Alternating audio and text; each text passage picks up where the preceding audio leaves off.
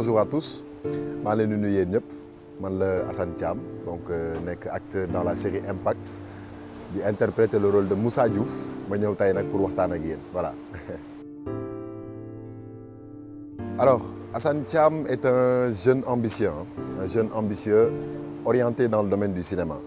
Donc cinéma c'est un domaine boo xam ne c'est ma passion domaine la boo xam ne bëgg naa ko. Après avoir fait des études en licence, en informatique plutôt, ma yam licence. Après, j'ai consacré mon temps dans le cinéma, donc dugg ci carrément. Alors Assane Thiam, c'est un gars qui est cool, un gars qui est simple et calme. Koo xam ne nekkul ci ay dugg-dugg nekk ci ay génn-génn. Donc voilà, il est tout le temps focus ci li nga xam ne mooy fulla ak fayda et tout. Voilà en quelque sorte. Moussa Diouf, c'est un personnage boo xam ne moom it am na caractère, am na fulla ak fayda. Donc moom it nekku ci ay caaxaan ci lu dëggu rek la nekk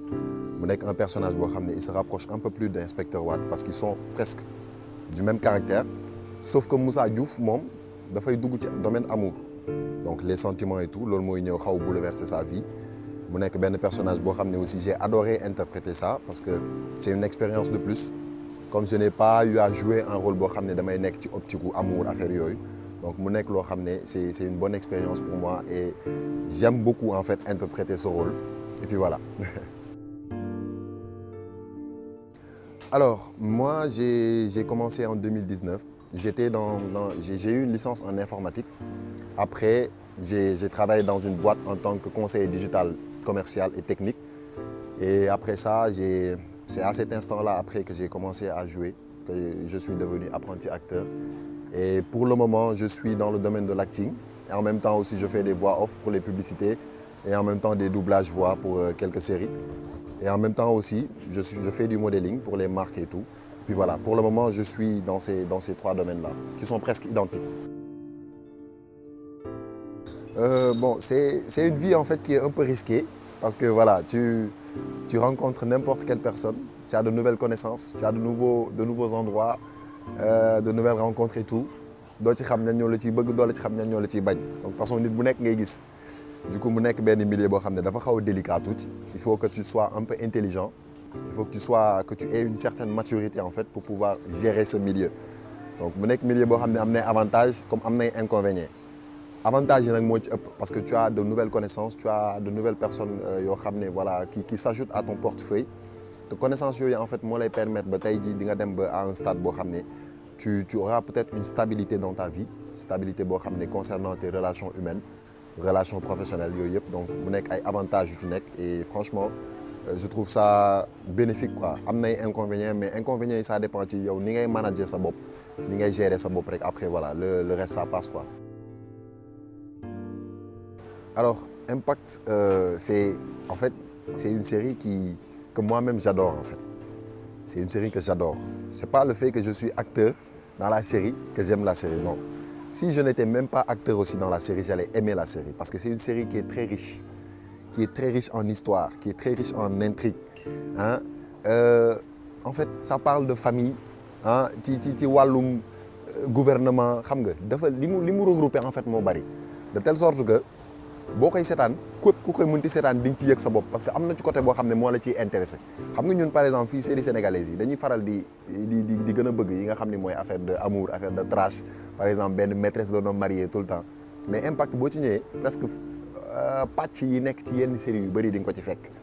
te moo tax mu nekk benn série boo xam ne c'est riche may conseillé nag ku ko seetaanagul yaa ngi ci erreur demal nga seetaan ko parce que Impact est parti pour être dama koy wax aw ma lu ma ciy ragal Impact est parti pour être la meilleure série du Sénégal. am na évolution quand même série yaa ngi évoluer tuuti ñi ngi commencé di gis ni que ñi ngi commencé di am ay ouverture sur le plan national sur le plan international aussi dans la sous-région affaire yooyu ñi ngi commencé gis ay Côte d'Ivoire ay Cameroun ay Burkina Mauritanie Mali pays yu bëri ñu ngi commencé di intéressé wu ci série sénégalaise yi te loolu je pense que benn lancé bu baax la pour ñun parce que acteurs yi léegi commencé nañ di yeewu ñu ci bëri ils sont instruits jàng nañ xam nga am nañ xam-xam te daanaka acteur boo amee xam-xam rek après tu t'en sors li ci des peut-être dañ lay corriger acting lay doon dañ lay corriger da ngay am ñu nekk sa ginnaaw ñoom ñoo lay jàppale di la teg ci yoon après voilà ça passe crème donc comme ñu ngi ciy lancé boobu je pense que Sénégal commencé na am évolution ci monde cinématographique te loolu noonu dina wéy dina gën a jëm kanam incha allah. Bon, Marodi en fait c'est une famille c'est une entreprise c'est en même temps une famille parce que daanaka ñëpp a xamante ñëpp ay gaayen lañ y a de l'ambiance gars yi da ngay ñëw presque premier jour bi day mel ni comme si da nga xamante ak ñoom y a longtemps dañuy ñëw boole la ci ñoom xam nga dalal la et puis voilà gars yu baax a fa nekk ils sont très ouverts ils sont professionnels xam nga rigoureux ci liggéey te franchement loolu moom ku ci nekk rek te presque la majorité en fait des techniciens wala des employés de Marodi en fait ce sont des jeunes donc loolu déjà c'est quelque chose parce que jamono ji Sénégal jeunes yi rek ñoo ko mën a avancer loolu donc boo ñëwee ci benn entreprise boo xam ne y a presque la quasi totalité des employés sont des jeunes loolu déjà c'est encourageant te loolu day dalal sa xel en plus da lay gën a yokk fit nga gën a mën a joxe sa bopp gën a mën a dooleel sa bopp xam nga gën a mën a jëmale sa bopp kanam te loolu ce sont des choses yoo xam ne daanaka bu amee ci benn entreprise rek macha allah c'est bien y a de la cohésion gars yi déggoo nañ y a de l'ambiance xumb na neex na parfois da ngay ñëw tournage da ngay ñëw par exemple tourner benn séquence doo bëgg sax dem da ngay bëgg continuer ak gars yi même si bu dee tourné wu da ngay ànd ak ñoom dem fi ñuy tourner plateau ba nekk ak ñoom foofu quelques moments après ñibbi dem sa kër parce que tellement da ngay dem ba ci ñoom ngay bokk daanaka li ngay gisanteeg say xarit du bareeti li ngay gisanteeg sa famille du bareeti sa daanaka mooy doon sa deuxième famille maison de production yi donc franchement Marodi y a de l'ambiance neex na et puis voilà macha allah ci kaw ci kanam rek. alors li may leen di njëkk a wax mooy.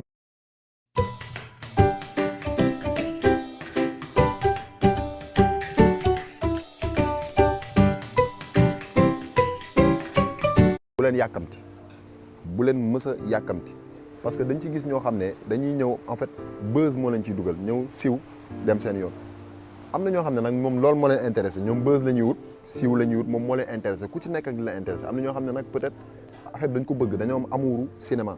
donc loolu moo leen ci dugal ñi nekk ci ma leen di wax nag boo ciy dugg na nga xam lan moo tax nga dugg ci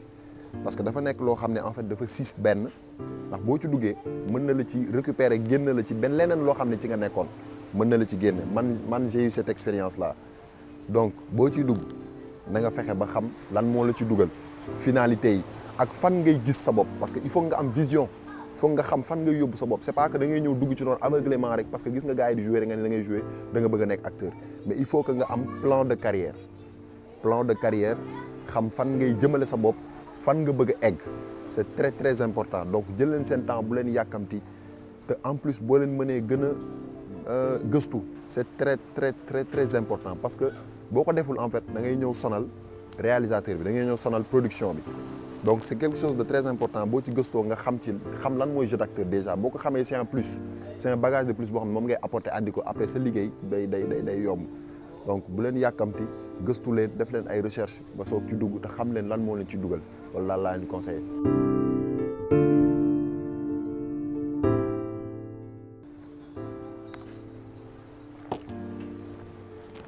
tay lii lu mu doon nii waaye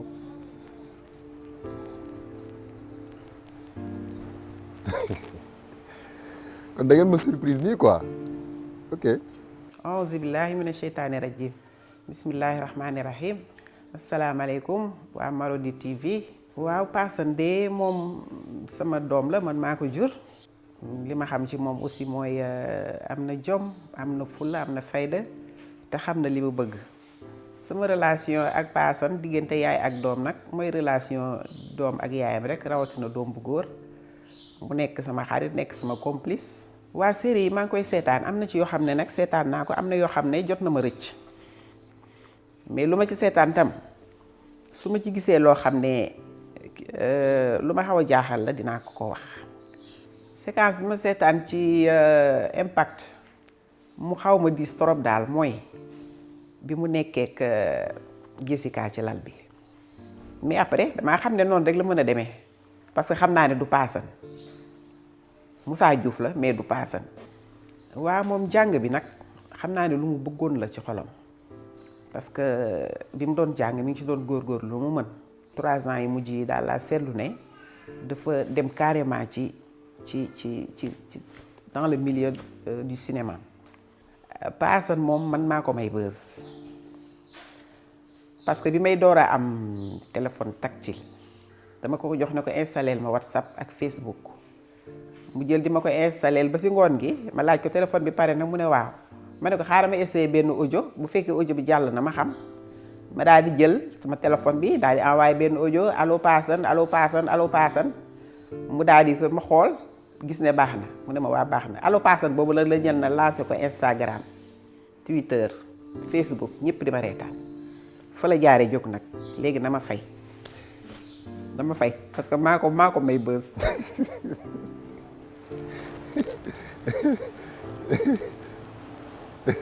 allo Paasan bon léegi allo Paasan bi ngeen bëgg ma expliquer leen nu mu demee parce que bëri na ñu ma koy laaj donc sama yaay wax na ko je vais vous expliquer brièvement en fait comme li mu wax allo Paasan bi c'était bien avant may doon acteur donc allo Paasan mu nekkoon benn vidéo boo xam ne capture d'écran bu ma defoon sama discussion WhatsApp man ak sama yaay parce que temps yii mi ngi doog a am WhatsApp donc ñu ñëw ma jël mu doon essayé di def note vocale yi nag yi mu doon def yëpp mu naan allo Paasan allo Paasan allo Paasan léegi nag bu ci nekk note vocale bu nekk presque ay 6 note vocale yooyu bu ci nekk nag am na timbre vocal bu mu utilisé am na intonation yu mu utilisé affaire yooyu mais affaire bi c'est tellement drôle ba dama ko dugal ci réseaux sociaux yi Twitter laa ko dugaloon mu def benn boom boo xam ne def benn buzz ñëpp bëgg affaire bi depuis lors nag ma ni pourquoi pas comme nit ñi Twitter xam nañ allo Paasan donc noonu laa commencé def allo Paasan arobase bi sama yeneen sur Instagram yooyu yëpp ma def allo Paasan noonu la démarré donc c'est vrai que mère bi moom may buzz ndax ci loolu la démarré donc après voilà ñi ma koy laaj en quelque sorte allo Paasan foofu la jógee donc mu jógee ci sama yaay dafa am solo amuñu dara lu dul yaay amuñu dara lu dul suñuy waajur